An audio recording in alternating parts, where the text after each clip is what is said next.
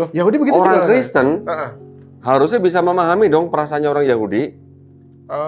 Kitabnya orang Yahudi diambil menjadi kitabnya orang Kristen. Di dalam kitabnya orang Yahudi tidak ada yang namanya satupun nubuat untuk Yesus di Perjanjian Baru. Menurut orang Yahudi, di dalam kitabnya Yahudi. Tetapi setelah ini menjadi ini, di sini kitab yang sudah diterjemahkan ke dalam bahasa Yunani ini diresensi. Tahu ya resensi ya? Ya. Diresensi oleh bapak-bapak gereja dari mulai abad kedua, ketiga, keempat, sehingga kitab ini yang dari bahasa Ibrani menjadi Yunani ini menjadi seolah-olah berbicara mengenai Yesus di Perjanjian Baru. Ya, perjumpaan kita pada kesempatan ini saya akan mereaksi ataupun menanggapi satu pernyataan dari Don Ditaan, yaitu di podcast Cerita Untung ya. Saya mengambil satu pernyataan atau satu selipan saja yang dikatakan oleh Don Ditaan, di mana kalau kita melihat di dalam video berikut ini nanti, dia memegang ketiga kitab suci ya. Ketiga kitab suci umat Kristen dan umat Yahudi, yaitu kitab Ibrani, kitab Septuaginta, dan juga kitab suci Perjanjian Lama dan Perjanjian Baru. Ya, kemudian berusaha untuk menyingkronkan ketiga kitab suci tersebut tentang nubuatan kedatangan Yesus Kristus atau kelahiran Yesus Kristus. Ia mengatakan bahwa umat Kristen ini seharusnya memahami perasaan orang Yahudi. Karena orang Yahudi tidak pernah menubuatkan, tidak pernah menuliskan tentang kelahiran dan kedatangan Yesus Kristus di dalam kitab Ibrani atau kitab Pentateuch itu ya. Ada 5 kitab Pentateuch, yaitu 5 kitab Musa, atau yang mereka sebut adalah kitab Torah ya. Lalu kemudian ia mengambil satu kitab, yaitu Septuaginta, atau yang kemudian diterjemahkan ke dalam bahasa Yunani. Lalu ia mengatakan bahwa inilah kelebihan ya orang Kristen ya. Di dalam kitab Pentateuch, Perjanjian Lama atau kitab Torah tidak pernah menuliskan tentang kelahiran dan kedatangan Yesus Kristus. Namun kemudian oleh bapak-bapak gereja pada zaman dulu diresensi atau menuliskan, diterjemahkan lagi, bahwa seolah-olah di dalam kitab Perjanjian Lama itu menuliskan dan menubuatkan tentang perjanjian tentang kedatangan Yesus Kristus di dalam Perjanjian Baru dan Perjanjian Lama umat Kristen. Nah, itulah yang kira-kira dijelaskan oleh Don Ditaan di dalam video atau podcastnya Cerita Untus. Nah, oleh karena itu, coba kita simak dulu satu selipan pernyataan Don Ditaan yang saya akan tanggapi nanti setelah video ini. Di dalam kitabnya orang Yahudi, tidak ada yang namanya satupun nubuat untuk Yesus di Perjanjian Baru. Menurut orang Yahudi, di dalam kitabnya Yahudi.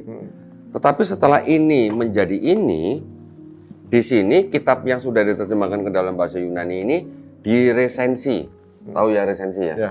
Diresensi oleh bapak-bapak gereja dari mulai abad kedua, ketiga, keempat, sehingga kitab ini yang dari bahasa Ibrani menjadi Yunani ini menjadi seolah-olah berbicara mengenai Yesus di Perjanjian Baru. Gitu loh.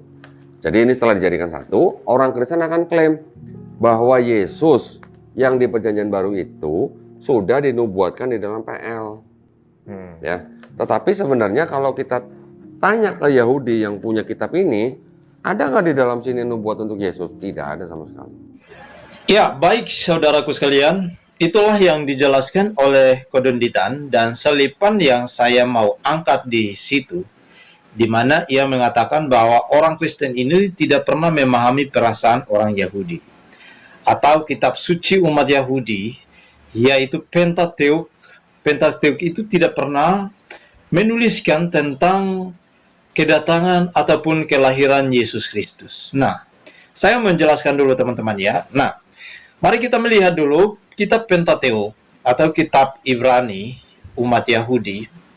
Itu adalah istilah yang dipakai kelima kitab pertama di dalam kitab Perjanjian Lama, yaitu Kejadian sampai dengan Ulangan. Dalam kitab Ibrani ini, kitab-kitab ini menyebutkan tentang hukum Torah yang berarti pembimbing ataupun petunjuk teman-teman ya. Namun Pentateuch juga meliputi dari sekedar hukum, lebih daripada itu, ya.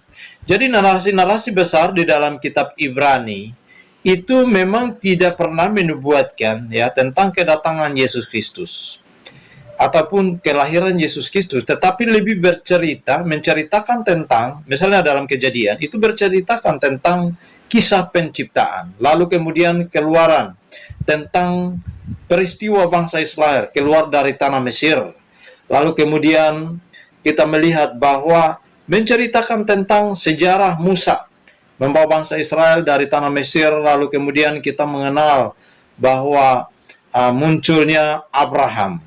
Jadi memang jelas di situ tidak pernah menuliskan tentang kelahiran dan kedatangan Yesus Kristus. Ya, jadi itu yang harus dipahami. Jadi selain kisah-kisah ini, beberapa peristiwa penting juga yang dikisahkan dalam Pentateukh seperti pemilihan Abraham dan Sarah sebagai nenek moyang bangsa Israel. Itulah yang kita harus pahami, teman-teman, ya.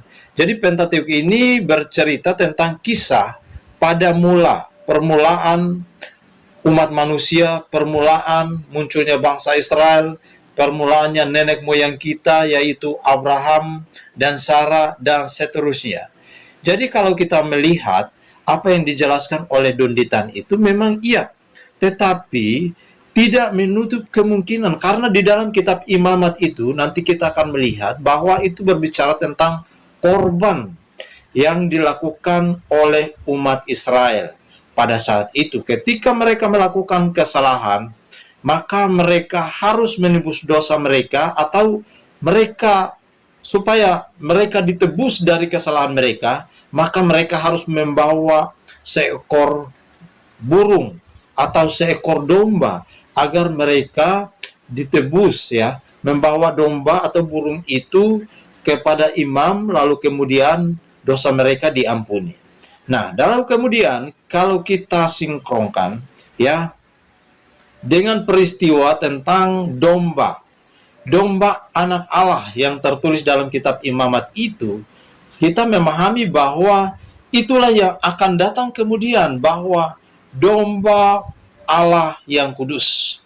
Dan itulah yang kemudian tidak bisa lagi tergantikan oleh siapapun, oleh binatang apapun. Tidak. Karena apa yang dilakukan oleh imam-imam pada saat itu adalah hanya korban sementara. Tetapi korban penebusan dosa bagi umat manusia yang bersifat kekal itu jatuhnya hanya kepada Yesus Kristus, Putra Allah yang kudus, domba Allah yang akan menebus sebuah umat manusia. Nah, itulah yang kemudian kita memahami bahwa nubuatan di dalam kitab suci Perjanjian Lama itu ada, teman-teman, ya. Sehingga di dalam Perjanjian Baru, misalnya di dalam kitab Injil, Matius, Markus, Lukas, Yohanes, itu sudah mengangkat peristiwa-peristiwa di dalam Perjanjian Lama. Karena apa? Menggenapi semua peristiwa Perjanjian Lama ya tentang nubuatan kedatangan Yesus Kristus ataupun tentang kelahiran Yesus Kristus. Itu kira-kira yang saya ingin jawab ataupun menjelaskan kepada kita semua. Kira-kira teman-teman memahami. Tuhan Yesus memberkati kita semua.